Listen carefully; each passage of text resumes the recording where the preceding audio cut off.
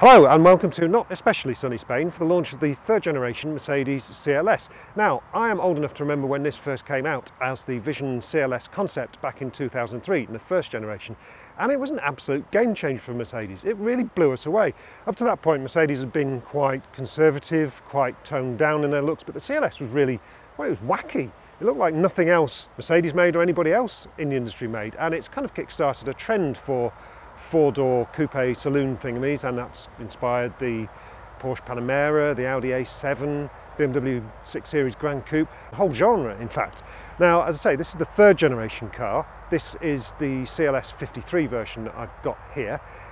It introduces a whole load of new stuff, most significantly being six-cylinder straight six engines replacing the previous generation of V6s. Now, there is a straight six diesel version in the 350 and 400D. There is a 450 petrol, and then, as I say, the 53 AMG. The petrols have got hybrid assistance, which is quite a big deal. I'll be talking more about that, probably boring you senseless once we get underway, but it's quite cool.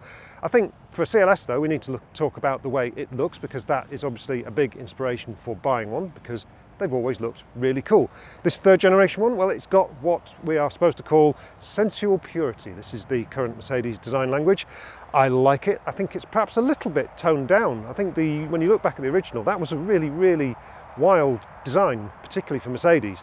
This one keeps the kind of same general proportions. You've got that kind of slim window line, but it doesn't have that kind of radical banana shape, as people come to call it, of the original.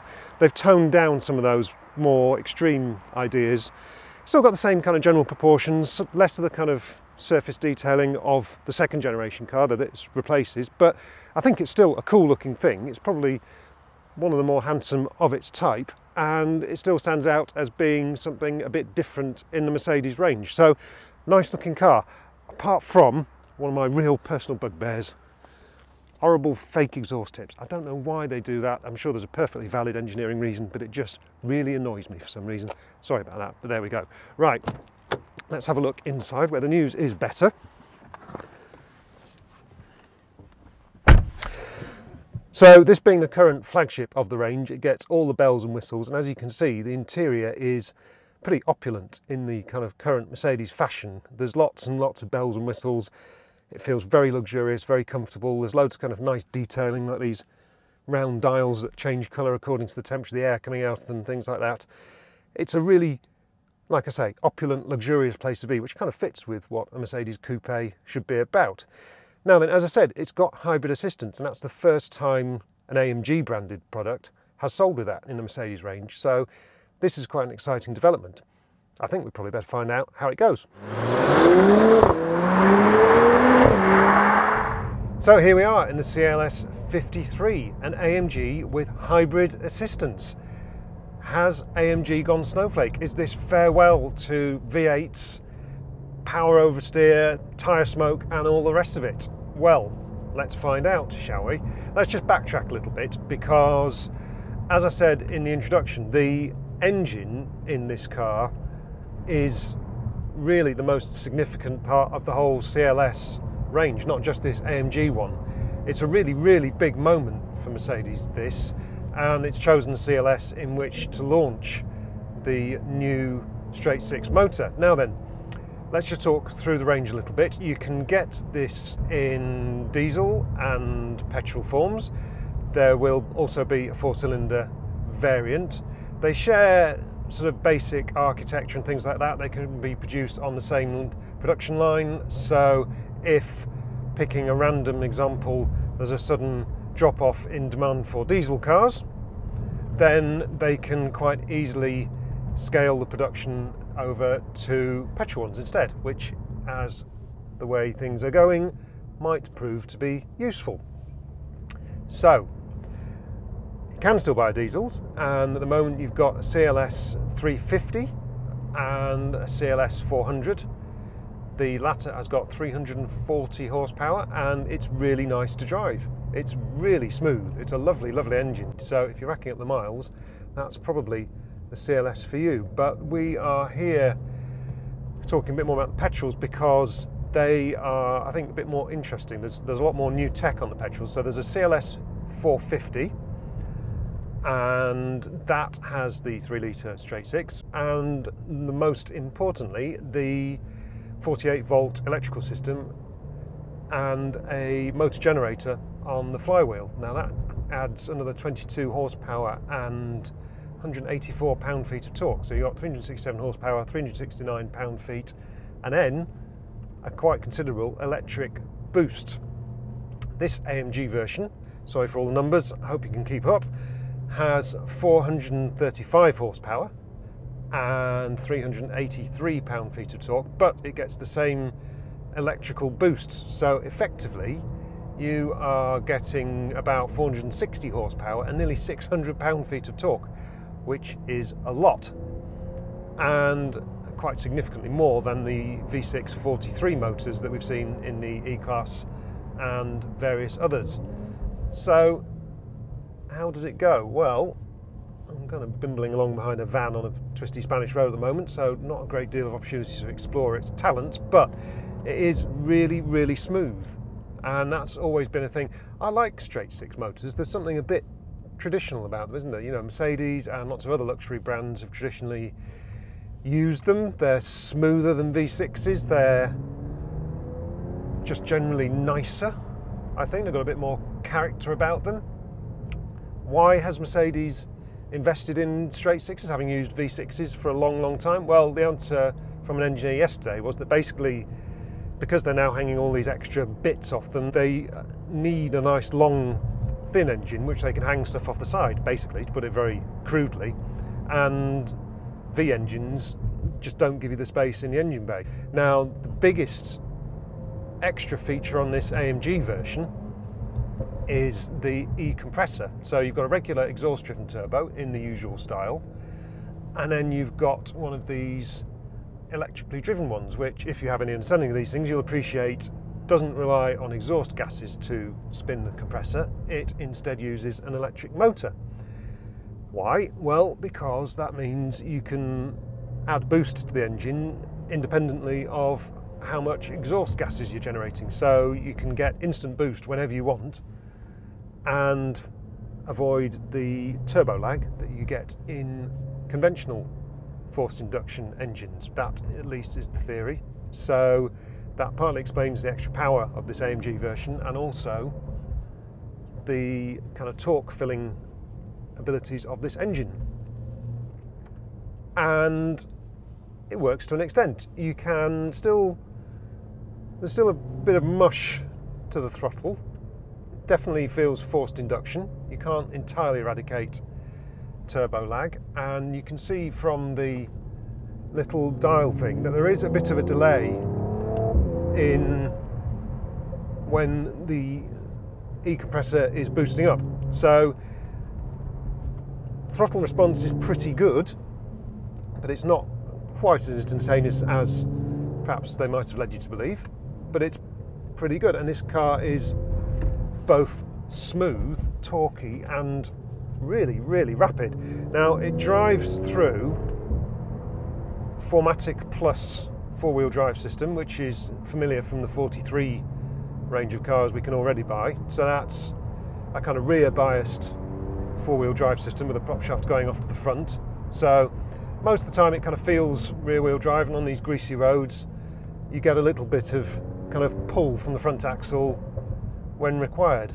It means that it's pretty similar to the systems that Jaguar uses, and I think BMW as well. It's different from Audi, but it means you get a kind of rear-biased feel with four-wheel drive traction when you need it. So it's a nice balance. It's pretty unobtrusive. It generally feels like a rear-wheel drive car and has that natural balance about it, but a bit more traction when you need it. No drift mode on this one, but maybe we'll see that if and when they build a proper full beans V8 powered CLS 63. This, of course, being the kind of second tier AMG that we're used to. I think we'll have to wait a little while before there's a full monster drift mode enhanced V8 version. So we'll look forward to that as and when it does come. So it drives through 9-speed automatic gearbox, which you can shift yourself like I am now. Might sound ridiculous wanting to paddle shift a 9-speed gearbox, but to be honest, because of the torque, you're quite often just leaving it in a couple of gears. So I'm now in fourth and fifth are pretty good gears. You've got a great drive out of the corners. Sounds good. It's got a good character, this engine. I like it a lot. As I say, I like straight sixes. They're just generally smoother and more characterful than V6s, and I think it's a welcome return to this kind of old school engine format. I think it's really good, and it's just a nice combination. It is a tear down from the usual AMG, but it's quick enough, I think, to wear the badge. I think that's the important distinction to make. I'm not entirely sure if that sounds totally natural. It seems to be a bit of a mismatch between the noise it's making and the thrust it's delivering, but these are quibbles. I think overall it's a really nicely balanced package. Steering feels good. It's a little bit, well, it's electrically assisted. It's not as nice as perhaps some of the older systems, but it's what we've got now, isn't it? And the air suspension, really high-tech air suspension with 3 damper modes, is very nicely balanced. I'm just running in the normal mode now, or the middle setting. You can drill it down, make it a bit firmer if you want, but to be honest, comfort or normal are bang on, and it's got a nice flow, this car. I think that's always a difficult quality to engineer into a car, and I think one of the more admirable ones, that, you know, you can make cars fast, you can nail them down for lap times or whatever, but flow along a road like the one I've just been driving along is quite a difficult thing to find. Now we're in a town, so let's go to a slightly more civilised, go to comfort mode and go a little bit more wafty with the automatic. Is this a nicer CLS than what's gone before? I think perhaps. Obviously it's more high-tech, it's got more performance, it's got more toys, all the rest of it. It's got all these weird, slightly kinky sounding wellness things that you got from the S-Class. So it's got everything from air conditioning to exercises, very Germanic. It tells you how to stay alert on the road by using exercises, and then all these settings like vitality and joy and warmth and all this kind of stuff. All a bit weird. But there's some fun stuff as well, like the way the vents change colour according to the temperature and all these different ambient lightings and things like that. I really liked the original CLS, and its very bold kind of elliptical wooden trim that went across the dashboard, and I think that was a big influence on Mercedes' current design direction. That was 14 years ago now. That kind of more a break from the kind of quite stern, hard-edged Mercedes design into something more organic and opulent and all that kind of stuff. Blimey, I'm starting to talk like a designer now, aren't I? Anyway, but that look, I think, that started with the original CLS has now been given a kind of modern interpretation. It's a bit kind of fussier, I think, than cars that went before, but that's just, I guess, it's kind of partly we've got all these big screens and all this kind of thing. It's more integrated than it used to be with that kind of tablet on the dash that you got in the old one. So it hangs together. It's a different style. I think it's a kind of special feeling car. It's a which I think a coupe should be, shouldn't it? You should get into a car like this and think, yeah, I've spent a bit more and got something a bit more luxurious and it's going to make me feel good about myself. Actually, talking of money, we don't have a price for this CLS 53 yet. The 350, 400 and 450 petrol, they're all around 60 grand list price. So this 53 AMG, we'll have to see it. I think price is going to be confirmed in May. It's going to be 70 grand, isn't it, at least, which is quite a chunk of money, and leaves them some headroom for quite a serious price for the full AMG when that does come out. But anyway, so not a cheap car, but it feels expensive, so that's kind of all right, isn't it? So there we go. There's a bit of waffle about this new CLS 53. As I say, the really important thing to take from this is that engine, and this straight six engine and its 4-cylinder derivatives and its diesel derivatives and all that are going to be everywhere across the Mercedes range, from A-Class all the way up, I think. And this first opportunity to sample it is really, really important. And I think it's perhaps you can understand why Mercedes would want to do that in one of its kind of more stylish and attention-grabbing cars. Do we have anything to fear by AMG going hybrid? Well, it's hardly a Prius, and on this basis, I don't think we do. This is a really, really nice car, and a little bit of electric assistance does no harm whatsoever to its kind of red-blooded AMG credentials. Nothing to fear.